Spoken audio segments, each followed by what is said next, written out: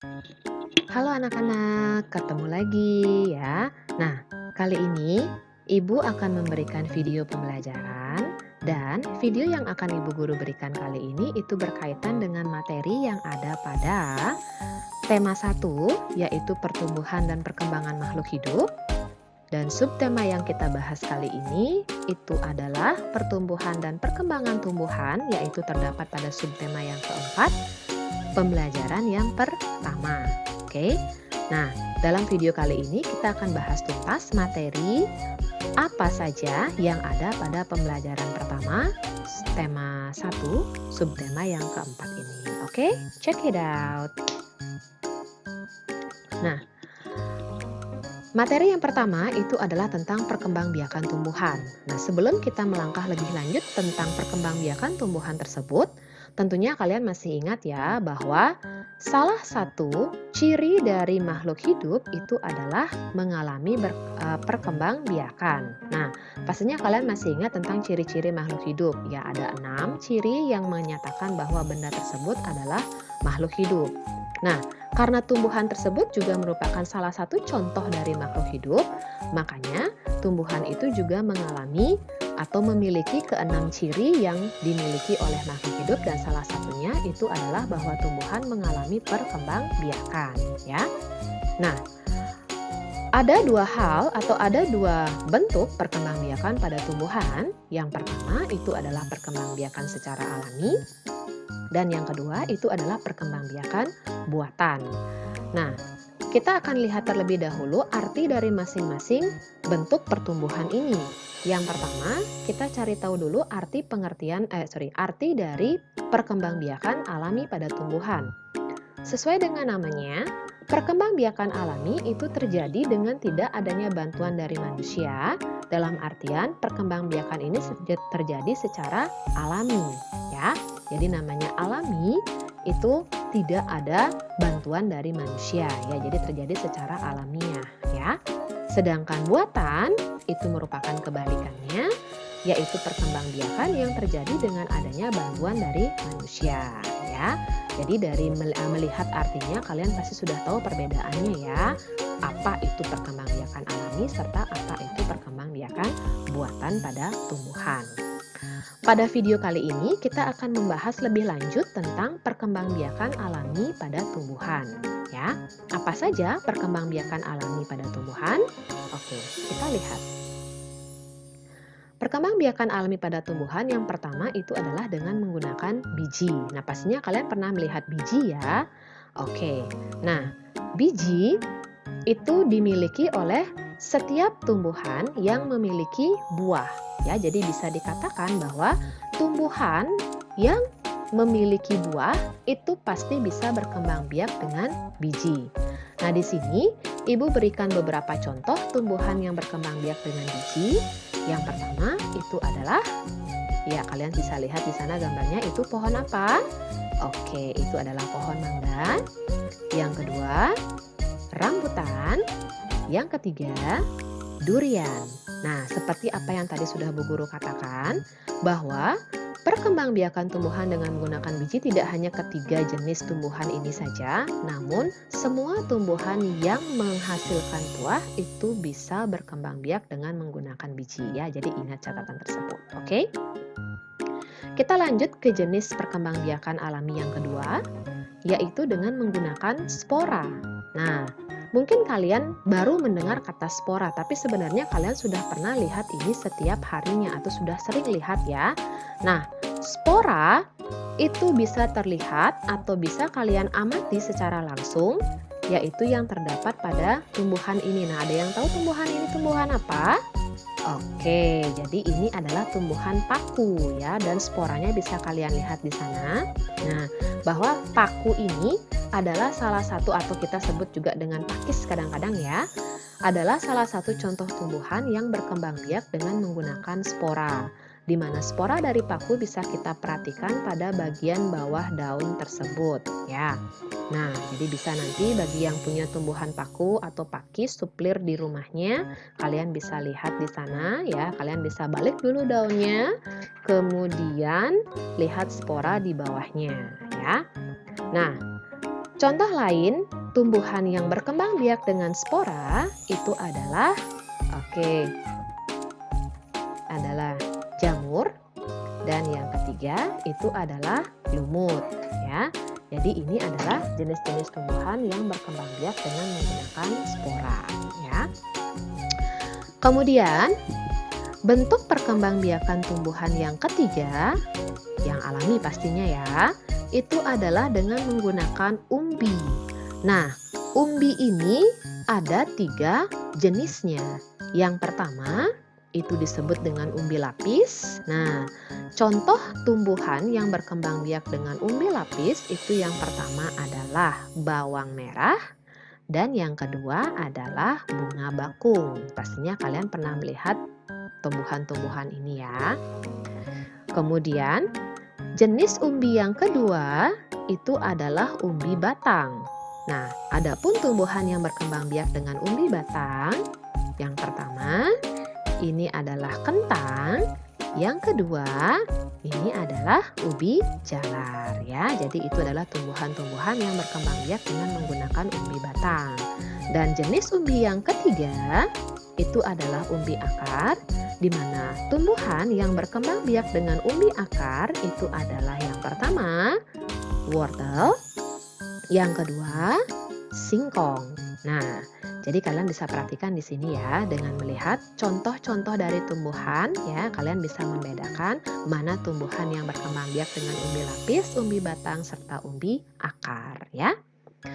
Kemudian untuk jenis perkembangbiakan tumbuhan alami yang keempat itu adalah dengan menggunakan tunas. Nah, coba kalian perhatikan ketiga contoh atau ketiga gambar yang ada pada slides. Nah, yang pertama itu adalah pohon bambu, yang kedua itu adalah pohon pisang, dan yang ketiga itu adalah cocor bebek.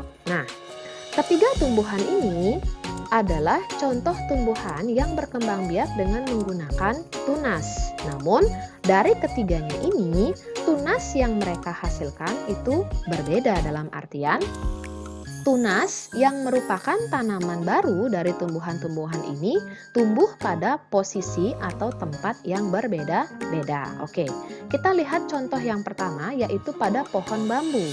Nah, tunas pada pohon bambu tumbuh di antara ruas-ruas bambu. Jadi kalau kalian perhatikan ya, di antara ruas-ruas bambu ini, nah ini ruas ini dengan yang ini, itu dia ditumbuhi tunas ya. Jadi dia berada atau tumbuh pada batangnya tepatnya pada ruas-ruas bambu tersebut. Kemudian kalau pada tanaman pisang, nah tunas tanaman pisang itu tumbuh pada pangkal batang yang terdapat di dalam tanah. Sehingga seolah-olah tunas dari tanaman pisang itu baru muncul atau baru tumbuh dari dalam tanah. Namun sebenarnya tunas itu tumbuhnya pada pangkal batangnya ya, tidak pada batang di atasnya, tapi pada pangkal atau pada batang bagian bawah ya. Sedangkan kalau pada tumbuhan cocor bebek, tunas itu tumbuh pada tepi-tepi daun dari cocor bebek tersebut. Jadi tidak di batang ataupun bukan di pangkal batang, melainkan tumbuh mereka di daun ya. Nah, jadi walaupun ketiga tumbuhan ini merupakan contoh perkembangbiakan tumbuhan dengan menggunakan tunas, namun tunasnya itu memiliki tempat hidup atau tempat tumbuh yang berbeda-beda tergantung dari jenisnya ya. Jadi silahkan nanti bisa kalian perhatikan kembali. Oke.